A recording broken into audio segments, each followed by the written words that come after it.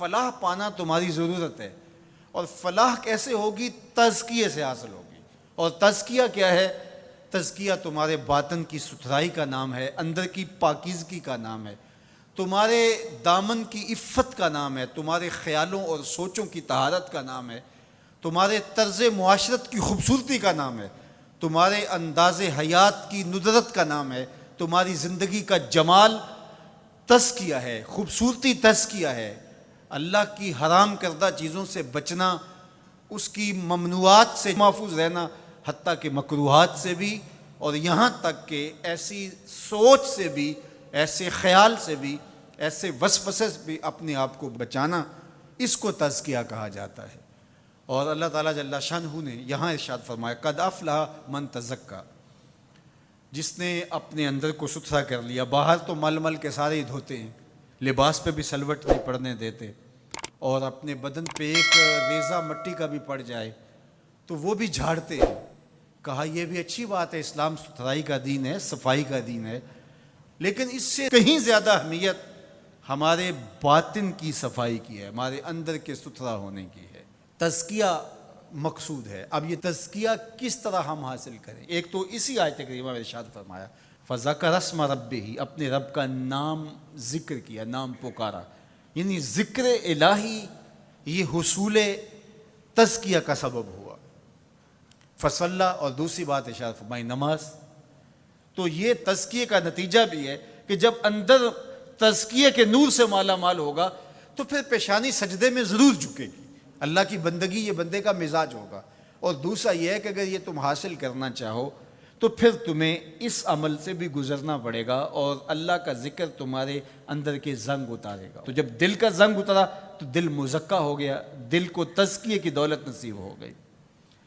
اور دوسرے مقام پہ اللہ کے محبوب علیہ الصلوۃ والسلام نے دل کے زنگ اتارنے کا جو ایک نسخہ ارشاد فرمایا وہ یہ ہے کہ دل کا زنگ قرآن مجید کی تلاوت سے اترتا ہے۔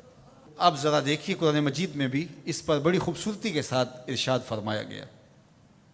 حضرت ابراہیم علیہ السلام کی جو دعا ہے ربنا وابعث فیہم رسولا، ابراہیم علیہ السلام اللہ کے گھر کی تعمیر کر چکنے کے بعد عرض گزار ہوتے ہیں کہ مالک تیرے گھر کی تعمیر کی، یقیناً تو اس کا بہتر صلہ عطا فرمائے گا، تو اپنی جناب سے جو اجر اور صلہ عطا فرمانا چاہتا ہے اس میں سے میری چاہت یہ ہے کہ تو وہ رسول برحق مبعوث کر دے جو ان پر تیری آیات کی تلاوت کرے۔ اور اس دعا کا ذکر اللہ تعالیٰ نے قرآن مجید میں کیا، اور جس مقام پہ دعا کی اس مقام کو بھی محفوظ رکھا۔ واتخذوا من مقام ابراہیم مصلی، کہا اس کو جائے نماز بنا لو۔ آپ نے حج یا عمرے کی سعادت پائی ہو تو وہاں مطاف سے تو ہر رکاوٹ اٹھائی جاتی ہے کہ طواف کرنے والوں کو کوئی دقت نہ ہو، اور یہاں یہ پتھر نصب کیا ہوا ہے، یا اللہ تیرے گھر کے سامنے یہ پتھر تو نے تو پتھروں سے دور ہٹایا تھا، لیکن اس پتھر کے نیڑے آ کے سجدہ کرنے کا کہا گیا۔ واتخذوا من مقام ابراہیم مصلی، طواف کر لیا، عمرہ کر لیا، حج کی سعادت پائی، طواف زیارت کر لیا، لیکن کہا کہ تمہارا طواف نہیں مانوں گا جب تک 2 رکعت یہاں نہیں پڑھو گے جہاں میرے یار کے قدم لگے۔ یا اللہ تیرے گھر کا طواف ہو گیا، کوئی کسر رہ تو نہیں گئی تھی؟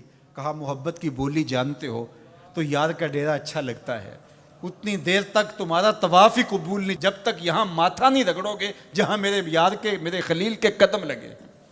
اب وہاں پیشانی رگڑائی جا رہی ہے اور وہاں ماتھا رگڑا جا رہا ہے۔ کہا یہ مقام ابراہیم ہے، یہ عزت کا مقام ہے، اس پتھر کے نیڑے لایا جا رہا ہے۔ وہ بھی پتھر ہے، کالے رنگ کا پتھر ہے، لیکن اس کو چومنے کی تلقین کی، ادب سے چوما جا رہا ہے، عقیدت سے چھوا جا رہا ہے، پیار سے دیکھا جا رہا ہے۔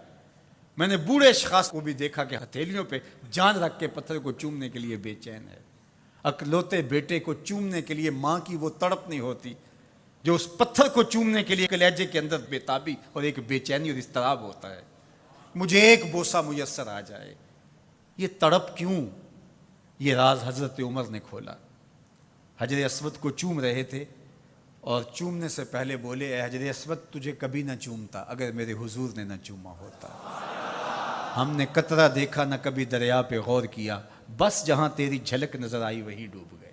تو یہ عقیدتوں کے رنگ ہیں، یہ محبتوں کے روپ ہیں، یہ الفتوں کا ایک عجیب جہان ہے جو ہم نے یہاں آباد دیکھا۔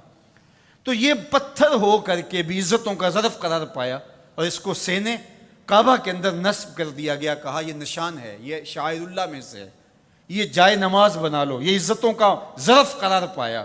اس کو یہ عزت کیوں ملی؟ اس لیے کہ حضرت خلیل اللہ کے قدم لگے۔ اچھا، کیا حضرت ابراہیم کے قدم ساری زندگی اسی پتھر پہ لگے یا کسی اور پتھر پہ بھی لگے؟ ظاہر ہے یہ سارا علاقہ ہی پتھریلا تھا، ان کے قدم تو جگہ جگہ لگے، لیکن کسی اور پتھر کو محفوظ نہیں کیا گیا۔ اس پتھر کو محفوظ کیوں کیا گیا؟ اس لیے کہ اس پتھر کی چھاتی پہ کھڑے ہو کے حضرت خلیل نے میرے رسول کے لیے دعا